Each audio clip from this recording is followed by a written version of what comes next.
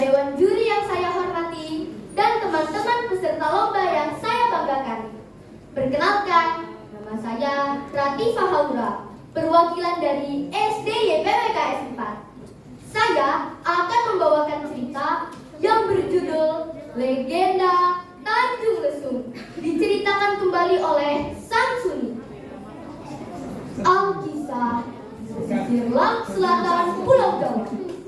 Hiduplah seorang pengembara yang gagah dan tampan. Dia bernama Raden Budok. Pada suatu siang, saat Raden Budok sedang beristirahat di bawah sebuah pohon ketapang yang indah, angin sepoi-sepoi membuat Raden Budok tertidur. Dalam tidurnya, ia bermimpi mengembara ke utara dan bertemu dengan seorang gadis yang cantik jelita sedang bermain lesung. Gadis itu tersenyum manis seraya mengulurkan tangannya. Ketika Raden Budok hendak menyambut uluran tangan gadis itu, tiba-tiba petak! Ranting ini mengganggu tidurku saja. Pikiran Raden Budok terus terbayang wajah cantik gadis mimpinya.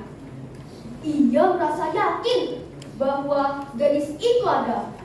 Akhirnya ia memutuskan untuk pergi mengembara ke utara. Budok, temani aku mengembara ke utara. Kita cari gadis pujaan. Anjing, engkau cari jalan.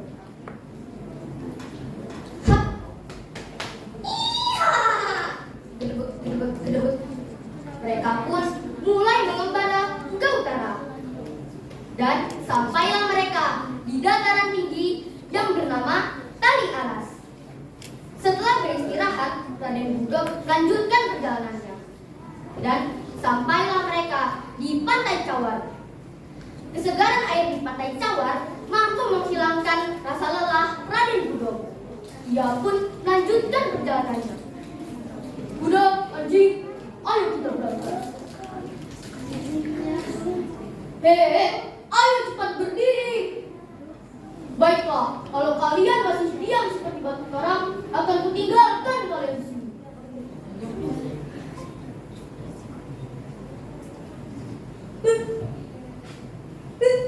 Jadi batu karang.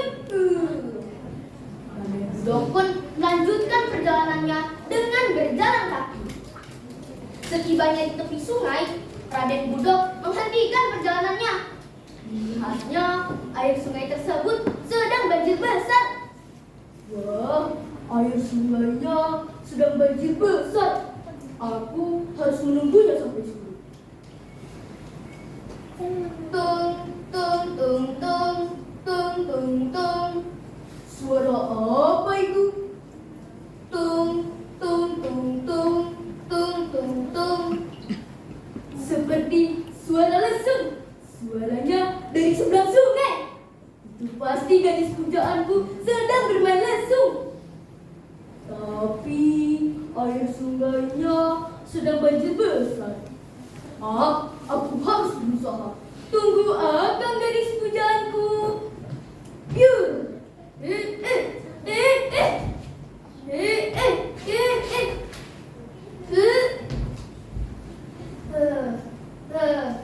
Akhirnya sampai juga.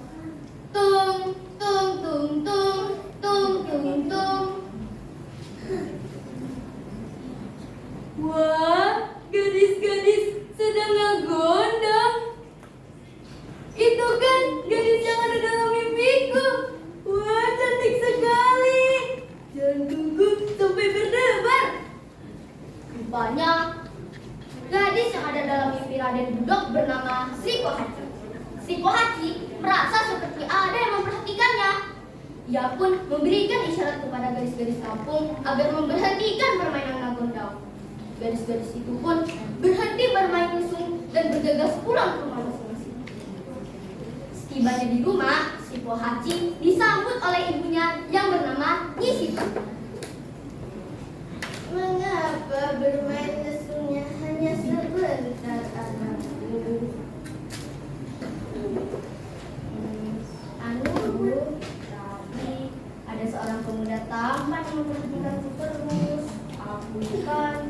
jadi malu, Bu. Baru saja mereka membicarakan tentang pemuda asing itu, tiba-tiba terdengar suara ketukan pintu dan disusul dengan suara seorang laki-laki. Tuk tuk tuk, sampurasun, permisi. Rampes. Nih. Maaf, kisana ini siapa ya? Perkenalkan, namaku Raden Budo, pengembara dari selatan. Maaf kalau kedatangan saya mengganggu. Bolehkah saya menginap di rumah saya? Raden Budo pun menjelaskan maksudnya untuk menginap di rumah Nyi Siti. Namun Nyi Siti merasa keberatan teman-teman, karena di rumah itu hanya dia dan anak gadisnya. Dia tidak bisa menerima tamu laki-laki. Raden Budo pun tidur di atas balai-balai bambu di sebelah rumah Nyi Siti. Karena merasa kelelahan, Raden Budo tertidur pula sampai pagi.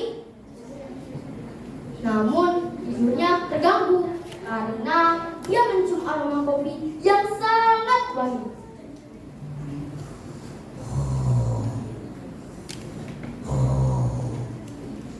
Raden Budo terbangun dan kaget karena di depannya sudah ada Sri Pohaci membawa kopi.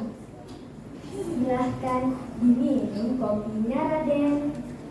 Terima kasih. Kamu siapa? Namaku Sri Pohaci, anak Nyi Siti. Ternyata si Pohaci dan Raden Budo saling menyukai, teman-teman. Mereka pun menikah. Awalnya Nyi Siti tidak setuju, namun karena tidak ingin mengecewakan anak gadisnya, Nyi Siti pun menyetujui pernikahan mereka. Setelah menikah, Raden Budo menetap di kampung tersebut. Setiap kali Sri Pohaci ingin bermain lesung, Raden Budo selalu ikut menyaksikan. Ia sangat menyukai suara lesung dan ingin belajar bermain lesung. Next, aja dianggap bermain lesung dong. Wah, boleh atuh Kang. Ini silahkan dicoba. Bruk, bruk, bruk, bruk, bruk, bruk, bruk. Loh, kok gini sih? Ih, bukan gitu atuh Kang. Gini nih. Tung, tung, tung, tung, tung, tung, tung. Oh, gitu sih, gampang. Sini, sini, sini. Tung, tung, tung, tung. Tung, tung, tung, tung, tung, tung, tung. Karena merasa sudah pandai bermain lesung, Raden Budo pun melakukannya kapanpun dia mau. Bahkan ia bermain lesung di hari Jumat, hari yang dianggap keramat di kampung tersebut. Kepala desa dan warga sekitar sudah memperingatkannya agar jangan bermain lesung di hari Jumat. Bahkan istrinya pun tidak dihiraukannya. Raden Budo terus saja bermain lesung. Kang, sudah tuh bermain lesungnya. Ini kan hari Jumat. Neng takut terjadi apa-apa sama Akang. Ah, ganggu saja. Tiba-tiba terdengar suara teriakan warga. Hei, hei, sini, sini, sini. Tuh, tuh, ada lutung main lesung tuh. Tuh, ada lutung main lesung. Bebas saya. Mak, ada lutung main lesung. Ada lutung main lesung. Ya bukan saya. Lutung main lesung. Iya kan, kue Jumat. Tekenging atuh pamali. Ah, lutung main lesung. Ah, ada-ada saja. Tung, tung, tung, tung, tung, tung, tung. Bulu, bulu, ekor.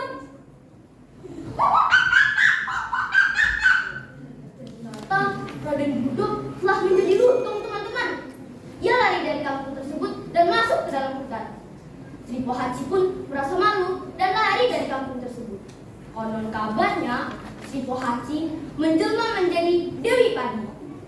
Kampung tersebut bernama Kampung Lesung. Karena letaknya berada di sebuah tanjung, maka diberi nama Tanjung Lesung. Teman-teman, walaupun ceritanya tidak berakhir bahagia, tapi ada hikmah yang dapat kita ambil, yaitu jangan pernah melanggar aturan yang sudah dibuat karena dapat berakibat pada pada diri kita sendiri.